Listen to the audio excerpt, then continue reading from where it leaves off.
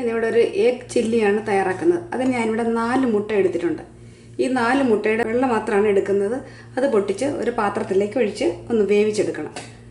ഒരു പാത്രം എടുത്ത് അതിനകത്തേക്ക് അല്പം എണ്ണ തടവിയിട്ട് മുട്ടയുടെ വെള്ള എല്ലാം പൊട്ടിച്ച് ഇതിനകത്തേക്ക് ഒഴിച്ചിട്ടുണ്ട്. ഇനി ഇത് അടച്ചിട്ട് ഇതുപോലെ അടുപ്പിൽ വെച്ച് ഒന്ന് വേവിച്ചെടുക്കണം. എഗ് ചില്ലി എങ്ങനെയാണ് തയ്യാറാക്കുന്നതെന്ന് നോക്കാം.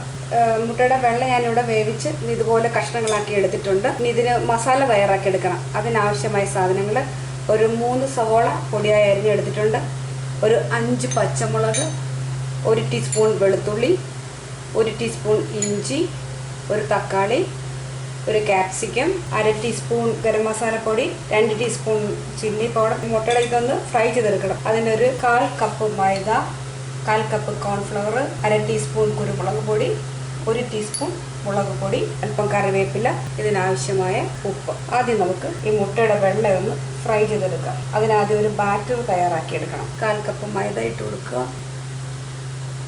1/4 കപ്പ് കോൺഫ്ലവർ ഇട്ട് കൊടുക്കുക, 1/2 ടീസ്പൂൺ കുരുമുളക് പൊടി ഇടുക, 1 ടീസ്പൂൺ മുളക് പൊടി ഇട്ട് കൊടുക്കുക, അല്പം ഉപ്പിടുക, അല്പം വെള്ളം ഒഴിച്ചതൊന്ന് കുഴച്ചെടുക്കണം.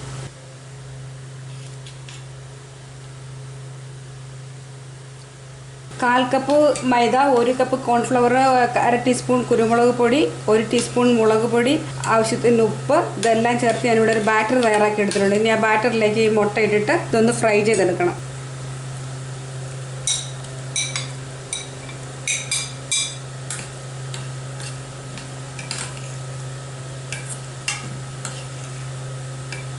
ഇത് നമുക്ക് ഒരു ചീനച്ചട്ടി അടുപ്പത്ത് വെച്ച് എണ്ണ ചൂടാക്കാൻ വെച്ചിട്ടുണ്ട്.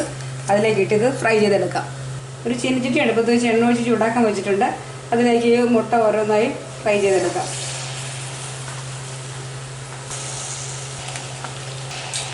ഇത് ഫ്രൈ ആയി വന്നിട്ട് ഇത് നമുക്കൊരു പാത്രത്തിലേക്ക് കോരി മാറ്റാം. അടുത്തതും കൂടെ ഇട്ട് കൊടുക്കുക. എഗ് വൈറ്റ് എല്ലാം ഇതുപോലെ ഫ്രൈ ചെയ്തെടുത്തിട്ടുണ്ട്. ഇനി ഇതിനൊരു മസാല തയ്യാറാക്കിയെടുക്കണം. അത് ഞാനൊരു പാത്രം അടുപ്പത്ത് വെച്ച് എണ്ണ ഒഴിച്ച് ചൂടാക്കാൻ വെച്ചിട്ടുണ്ട്. അതിലേക്ക് 1 ടീസ്പൂൺ ഇഞ്ചി ഇട്ട് കൊടുക്കുക, വെളുത്തുള്ളി ഇട്ട് കൊടുക്കുക, നന്നായിട്ട് വഴറ്റിയെടുക്കുക.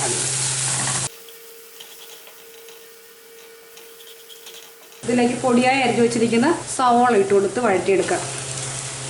3 സവോള ഉണ്ട്. ഇത് പൊടിയായി അരിഞ്ഞെടുത്തിട്ടുണ്ട്. അത് ഇതിനകത്തേക്ക് ഇട്ട് നന്നായിട്ട് വഴറ്റിയെടുക്കണം.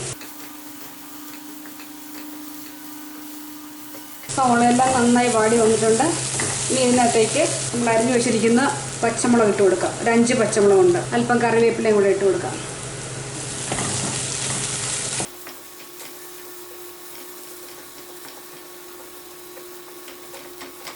നമുക്ക് പൊടികളെല്ലാം ചേർത്ത് കൊടുക്കാം. 1/2 ടീസ്പൂൺ കുരുമുളക് പൊടി, 2 സ്പൂൺ മുളക് പൊടി, 1/2 ടീസ്പൂൺ ഗരം മസാല പൊടി. ഇതെല്ലാം കൂടെ നന്നായിട്ട് ഒന്നുകൂടെ മൂപ്പിക്കണം. ആ മുളകിൻ്റെ പച്ചച്ചുവയൊക്കെ ഒന്ന് മാറുന്നവരേക്ക് മൂപ്പിച്ചെടുത്തിട്ട് ഇതിനകത്തേക്ക് തക്കാളി ചേർത്ത് കൊടുക്കാം. ഈ സമയം നോക്കി ഇതിനാവശ്യമായ ഉപ്പ് കൂടെ ചേർത്ത് കൊടുക്കാം. മസാലയെല്ലാം മൂത്ത് വന്നിട്ടുണ്ട്. ഇതിലേക്ക് നമ്മൾ എടുത്ത് വെച്ചിരിക്കുന്ന തക്കാളി ചേർത്ത് കൊടുക്കാം. ഒരു വലിയ തക്കാളിയാണ്. അതിനകത്തേക്ക് ചേർത്ത് കൊടുത്ത് വഴറ്റി. ഇതെല്ലാം ഒന്നുകൂടെ വഴറ്റിയെടുക്കണം. ഇനി ഇതിലേക്ക് എടുത്ത് വെച്ചിരിക്കുന്ന ക്യാപ്സിക്കം ചേർത്ത് കൊടുക്കാം.